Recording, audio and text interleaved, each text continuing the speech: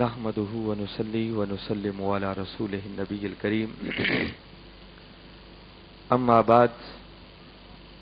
فاعوذ بالله من الشيطان الرجيم بسم الله الرحمن الرحيم قال الله تبارك وتعالى في القرآن المجيد قل بفضل الله وبرحمته فبذلك فليفرحوا هو خیر مما یجمعون صدق اللہ العظیم۔ صدر مجلس، پیر طریقت، راہبر شریعت جناب صاحبزادہ سید سجاد حیدر شاہ صاحب دامت برکاتکم العالیہ، دیگر واجب الاحترام علماء کرام، مشائخ اعظام، صاحبزادگان، معزز مہمانان گرامی، قابل صد احترام اساتذہ کرام، قائدین تحریک منہاج القرآن اور مکرم خواتین و حضرات، اللہ رب العزت کا لاکھ لاکھ شکر ہے کہ جس نے اپنی توفیق خاص اور حضور نبی اکرم صلی اللہ علیہ وآلہ وسلم کے نالین مبارک کے تصدق سے ہمیں آج کی میلاد پاک کی اس عظیم محفل میں حاضر ہونے کی سعادت عطا فرمائی۔ دعا ہے کہ اللہ رب العزت ہماری اس حاضری کو قبول فرمائے، اور میں دل کی اتھاہ گہرائیوں سے مبارکباد پیش کرتا ہوں اہالیان گوجرا کو، تحریک منہاج القرآن گوجرا کی تنظیم کے جملہ اراکین کو، منہاج القرآن یوتھ لیگ کے نوجوانوں کو، مستقبلی اسٹوڈنٹس موومنٹ کے طلباء کو، منہاج القرآن علماء کونسل کے عہدیداران کو، منہاج القرآن ویمن لیگ کی بہنوں کو، اور ان تمام احباب کو جنہوں نے کسی بھی حوالے سے آج کی اس نشست کے انتظام و انصرام میں حصہ لیا، میں سب کو دل کی اتھاہ گہرائیوں سے مبارکباد بھی پیش کرتا ہوں، اور دعا گو ہوں کہ اللہ رب العزت آپ کی اس کاوش کو اپنی بارگاہ میں شرف قبولیت عطا فرمائے۔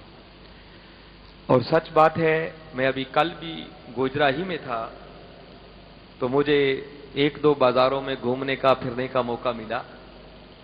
تو جو کچھ میں نے گوجرے کا منظر دیکھا ہے کہ گلیاں اور بازار جس طرح سجے ہوئے ہیں، پھر جس طرح آج لائٹنگ کی گئی ہے، چراغاں کیا گیا ہے، روشنیاں کی گئی ہیں، جھنڈیاں لگائی گئی ہیں، اور جس ذوق و شوق کے ساتھ جیسے میں نے سنا کہ جب سے ربیع الاول کا آغاز ہوا ہر روز 3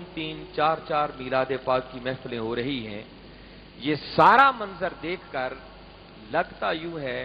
کہ اس گوجرا شہر کے اندر سارے کے سارے عاشقان رسول ہی رہتے۔ اللہ رب العزت آپ کے اس عشق کو سلامت رکھے، اس کو دوام عطا فرمائے اور اس کو برکتیں عطا فرمائے، کیونکہ اسی محبت اور عشق کے اندر دنیا اور آخرت کی حقیقت میں کامیابی ہے۔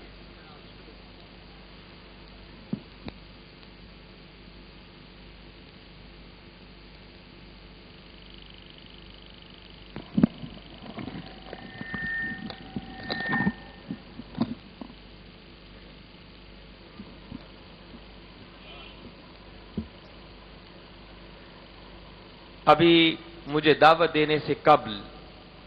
بلکہ دعوت دیتے ہوئے ہمارے محترم اسٹیج سیکریٹری صاحب ایک جملہ ارشاد فرما رہے تھے جس سے میں کسی نتیجے پر پہنچا، اور ان کے کلمات یہ تھے کہ اللہ رب العزت نے قرآن پاک کے اندر ایمان کا ذکر پہلے کیا ہے اور اعمال کا ذکر بعد میں کیا ہے، اور کچھ لوگ ایسے تبصرے کرتے رہتے ہیں کہ سیرت کو فالو کرو، یہ کرو۔ حاضرین مکرم، میں یہیں سے اپنی بات کا آغاز کر رہا ہوں کہ آج اس امت کی سب سے بڑی بدقسمتی یہ ہے کہ ہم نے میلاد کو اور سیرت کو جدا جدا کر دیا۔ امت کا ایک طبقہ فقط میلاد منانے والا ہو گیا، اور میلاد منانے والوں یہ سن لو، میں آپ لوگوں کو بتا رہا ہوں، تنہا میلاد منا لینا سال کے بعد آقا کے میلاد پاک کا مہینہ آیا، گلیوں اور بازاروں کو سجا لیا، چراغاں کر لیا، روشنیاں کر لیں، آقا کے ترانے گا لیے۔ یقیناً اللہ رب العزت اس پر اجر عطا فرمائے گا، حق بات ہے، مگر یاد رکھو فقط سال میں ایک مہینے کے اندر آقا کے میلاد پاک کی محفلیں سجا کر یہ سمجھنا کہ شاید یہی کچھ کافی ہے، سمجھ لو کہ آپ کو میلاد کی ابھی خبر ہی نہیں ہے۔ میلاد کیا یہ حق بات نہیں ہے۔ اور جنہوں نے میلاد کا انکار کر کے فقط سیرت کو اپنا لیا اور سارے کا سارا زور سیرت پر دیا، وہ بھی سن لیں، اگر میلاد کے ساتھ تعلق نہ ہو تو کبھی ایک لمحے کے لیے سوچو،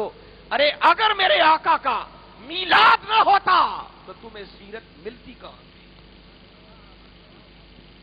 ارے سیرت تو صدقہ ہی مصطفیٰ کے میلاد کا ہے، اگر اس میلاد کو ہی یکسر نظر انداز کر دیا تو کس سیرت پر عمل کرنے کی بات کرتے؟ جو خالی سیرت کی بات کریں انہیں یوں سوچنا چاہیے کہ سیرت تو ملی ہی آقا کے میلاد کے صلے میں، اور جو صرف میلاد منانے والے ہیں انہیں اس بات پر غور کرنا چاہیے کہ آقا کا میلاد ہوا ہی اس امت کو مصطفیٰ کی سیرت عطا کرنے کے لیے۔ جب تک ان دونوں کو جمع نہ کیا جائے تب تک صحیح معنوں میں کامیابی کسی کا مقدر نہیں بن سکتی۔ یہ بدقسمتی ہے کہ ہم نے آج دین کو اس طرح حصوں میں بانٹ دیا۔ یہ افراط و تفریط دونوں طرف سے ہے، ایک طرف سے نہیں ہے۔ ہمیں ہر طرف سے اس افراط و تفریط سے بچتے ہوئے جو حق کا راستہ ہے اس راستے کو اپناتے ہوئے پھر تاجدار کائنات صلی اللہ علیہ وسلم کی اس دین اور لائے ہوئے مشن کی عظمت اور سربلندی کے لیے کام کرنا ہے۔ مگر آج چونکہ یہ میلاد پاک کی محفل ہے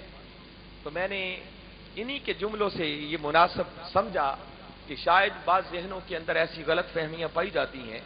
تو آج کی گفتگو میں تھوڑی دیر رک کر آج ہم اس بات پر تبصرہ کرتے ہیں، اس پر غور کرتے ہیں، اس بات کا جائزہ لیتے ہیں کہ بہت سارے ذہنوں کے اندر یہ جو سوالات پائے جاتے ہیں اور وہ سمجھتے ہیں کہ یہ میلاد کیوں منایا جاتا ہے، آقا کی ولادت باسعادت پر خوشی کیوں، یہ جشن کا سما کیوں، اور معاذ اللہ کئی اس میلاد کو پھر بدعت کہتے ہیں، کئی اس کو شرک کہتے ہیں، اور کئیوں کو ذہنوں میں یہ سوال ابھرتا ہے کہ میلاد پر اگر خوشی مناتے ہو تو 12 ربیع الاول اگر آقا کی ولادت باسعادت کا دن ہے تو یہی دن آقا کے وصال مبارک کا بھی ہے۔ میلاد پر خوشی کرتے ہو، کیا تمہیں وصال پر غم نہیں؟ تو یہ بہت ساری غلط فہمیاں ہیں جو بعض لوگوں کے ذہنوں میں پائی جاتی ہیں۔ آئیے آج کی نشست میں فقط اسی بات پر غور کرتے ہیں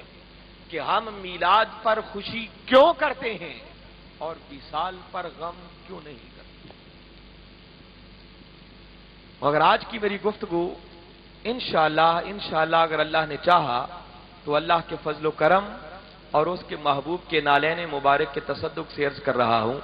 کہ انشاءاللہ اگر آپ نے توجہ سے، انہماک سے اور غور سے میری ان چند باتوں کو اور گزارشات کو سنا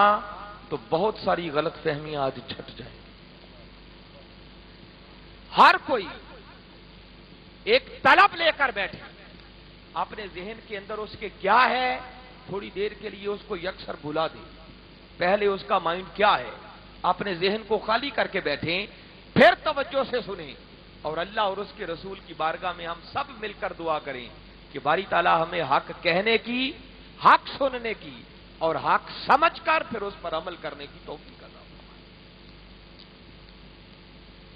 میلاد پر خوشی کیوں کرتے ہیں، بلکہ اس سے بھی پہلے خوشی کی بات تو میں بعد میں بتاؤں گا۔ یہ جو عام بہت ساری زبانوں پر یہ بات سنائی دیتی ہے کہ بعض لوگ میلاد کو شرک کہتے ہیں، میں یہاں سے آغاز کر رہا ہوں۔ پہلی بات جو بتانا چاہ رہا ہوں، جو شخص میلاد کو شرک کہے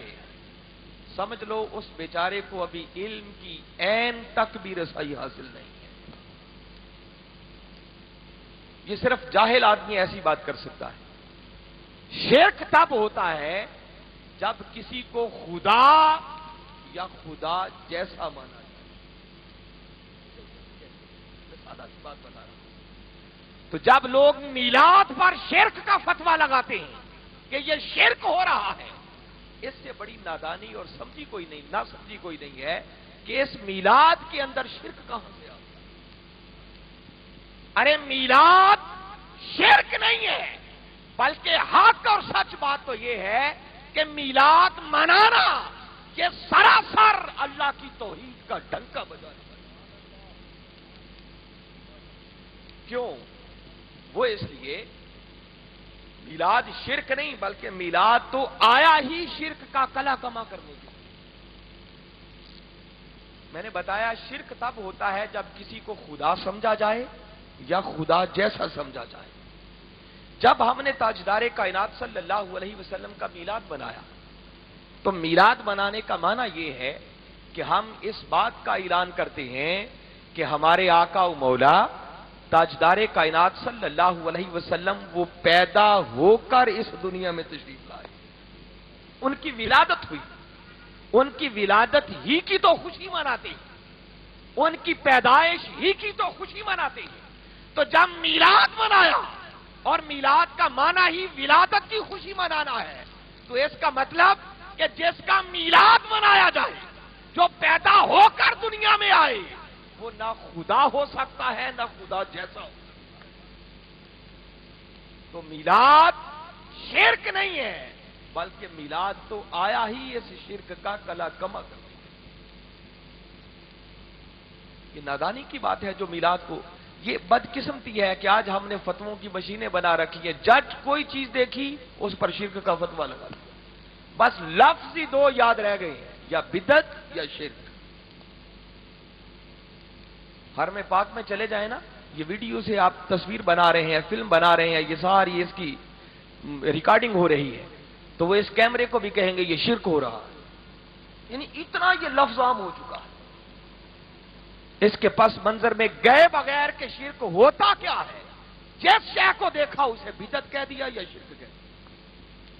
جہالت اس قدر عام ہو چکی ہے۔ تو پہلی بات میں نے بتا دی کہ دوستو میلاد شرک نہیں ہے، بلکہ میلاد بنانا تو ہے ہی شرک کا کلیتاً کلا کما کرنے والی بات۔